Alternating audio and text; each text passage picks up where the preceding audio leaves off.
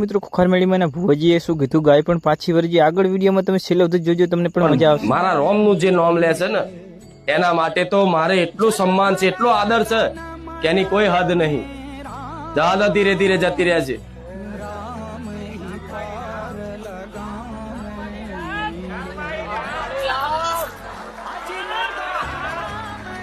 જાઓ જાઓ.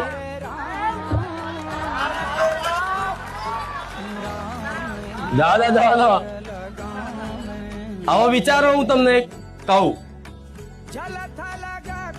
મનુષ્ય આ અવતાર મળ્યો તો 84 લાખ યોની પછી મળે. તમારે કેટલાય પશુ પક્ષી વૃક્ષ વનસ્પતિ જીવમાં રહીને આવવું પડે તારે બને, ખબર છે ને?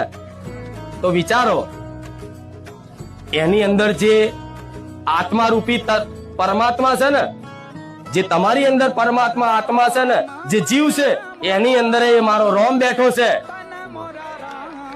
એ જીવ એ કલ્યાણ માટે ભલે એને સમજણ ના પડે પણ રામ શબ્દ એના કાને પડે ને તો આજે નહીં આવતા જન્મમાં એનો ભગવાન મનુષ્ય અવતાર હાલે. આ મારા ધોમની મહિમા.